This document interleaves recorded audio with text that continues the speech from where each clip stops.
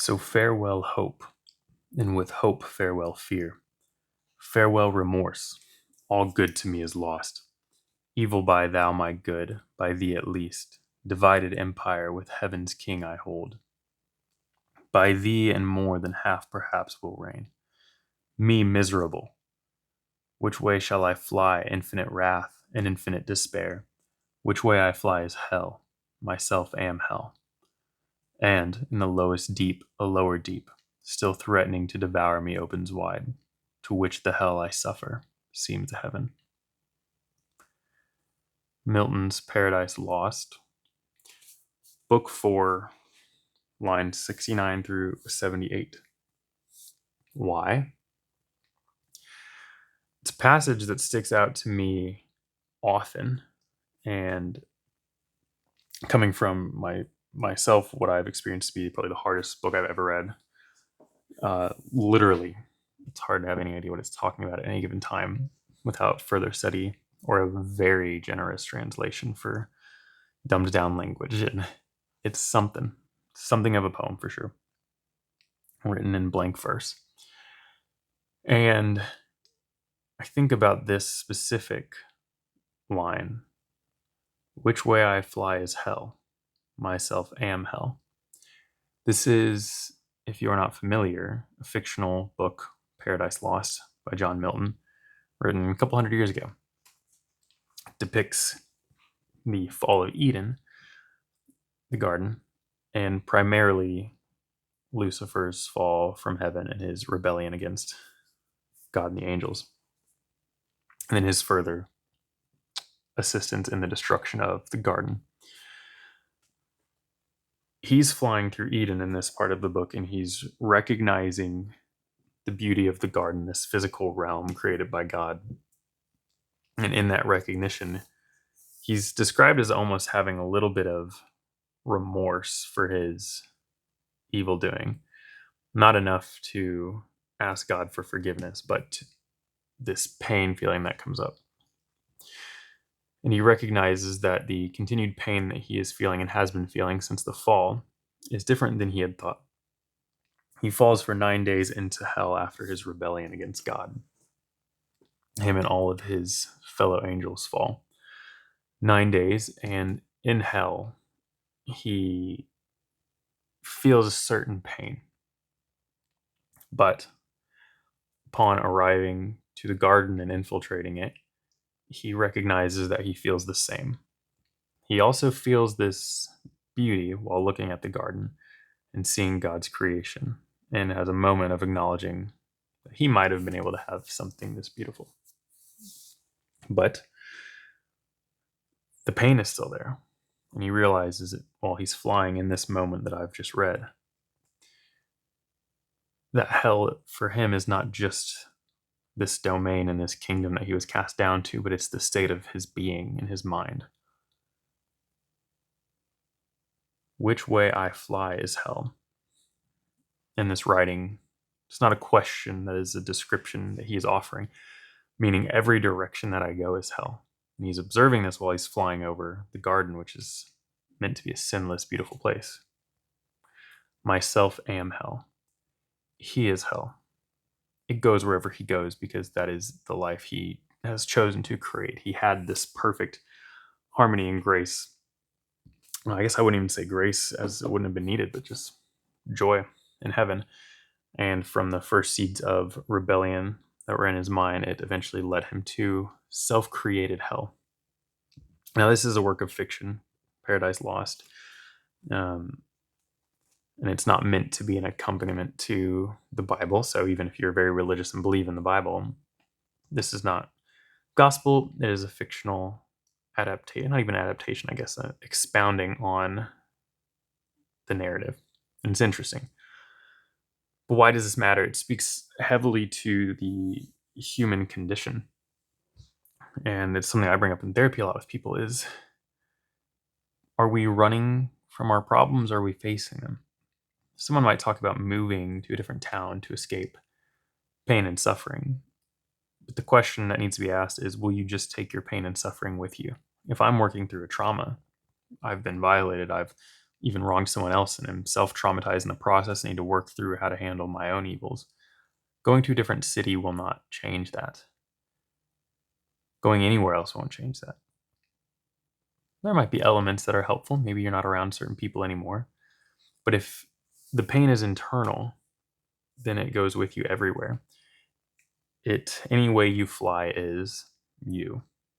You yourself are, fill in the blank. It's you. Now, if someone's in a bad situation and escapes, that's not what this is talking about. This is not a prison to escape from. It's not a bad situation to leave.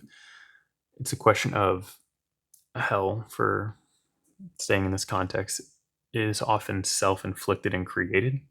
Not all the time. People definitely cast hell on others. But you can pull that all back into a circle and a cycle of, if I am creating my own hell, what are the odds that I instill that hell into other people? If I'm in turmoil and distress and pain and I'm self-centering that and not dealing with it, the odds of me then inflicting pain and parts of my hell onto other people are really high. It's to me, it's not written this way, but I hear it very much as a call to action of, don't wait for the world to come save you. It's this kind of dichotomous statement of, you're in it alone, in terms of you have to take care of your own hell and create your own heaven. In a sense, if you want to step into a better life, you have to physically choose to do that, and mentally and emotionally, and every other part of you, every part of your being has to choose to step into this higher level of being, so to speak. Now, it doesn't even need to be overly spiritual. It can be a higher level of being, can be, I'm just sleeping more at night. But you choose your actions around that. But also, we're community-based creatures and relationally based creatures. So we do need each other. And when we can help each other, we should. But it doesn't matter how many times I reach out my hand to pull you up. If you never choose to change who you are, you'll only have a brief moment of feeling a release, a reprieve from your situation, until you choose to not step back in. If I help you out of a situation and you say thanks and then walk right back in, you are choosing that hell again. I'm not saying it's easy to make good decisions all the time. What I am saying, though, is the more good decisions you make, the easier it is to stack them. And the better people you have around you in life, the easier it is for them to call you out if they see you slipping, or maybe heading down a path that they know you well enough to know you don't want to do this, or they know life well enough to know, I don't have to know you well to know that you don't want to do this. It's bad. We don't want to create hell in our life.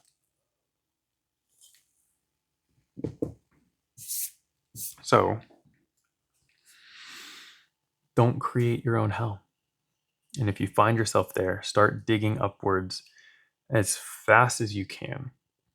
And I think people undervalue how much you can sacrifice to get out of a bad place. People do all the time. I've met and seen many people who have pulled themselves out of very bad situations, and oftentimes it is drastic what they have to do. Not bad or evil. Sometimes it's a big move. It's a lot of money that they didn't want to spend. It's ending relationships that they thought they'd have for their whole life. It's not necessarily easy, but they're not bad. Big, difficult decisions are not always bad or good. They're just intense. And the more intense your state of hell is, the more intense your push towards heaven needs to be, so to speak. So, and if you're the type of person who's created quite a good garden and paradise for yourself, well, then maybe be curious how you can help teach and encourage other people to build the same, or to exit their hells that they have found themselves in. And again, they don't have to have done this entirely on their own, but there is an element of staying there that we have to face. Where if we're given an aspect of hell, we need to choose not to internalize that or make it ours. We need to say, I don't want this, and I'm going to do everything I can to get rid of it. But don't start internalizing it, because you will destroy yourself, and very likely you will start destroying the world around you and starting to turn what potential paradise and garden we have on earth into a further cesspool. And This is very dramatic language, and I think it resonates with a certain type of person. Mm. But I also think it's very accurate and timely. It's one of the reasons why Paradise Lost, I think about 400 years later, I think it was 16 something it was written. It's still a classic. And an extreme classic, too. It's still heavily taught, and we have translations. It's accessible at almost any bookstore and library. There are other classics that people still appreciate, but they're hard to get. I was dealing with that today, trying to find a copy of Faust that I wanted, and took too much time. Yeah, 1667 was the original publishing of Paradise Lost, so closer to 350 years, but still a big deal. So go read it if you want to. There's a lot to glean from it, but really the takeaway and encouragement, and something I'm clearly reflecting on today, is be mindful of the hell you create, and be very mindful of the garden that you steward and till. This can be your home, your work, your family, and it can be as simple as your soul. But that which you're given, you're responsible for, and manage it well. And don't feel a need to add more and more and more to your life, because we run the risk of messing things up. So I don't know if this is an encouragement, but it is my thoughts, and I think I will leave them there. So happy Monday and happy Labor Day. If you're enjoying your day off and watch this, hope it didn't bring the mood down, but I'm at work and it was on my mind. So there's that. And as always, I'll look forward to seeing you all next Monday. See ya.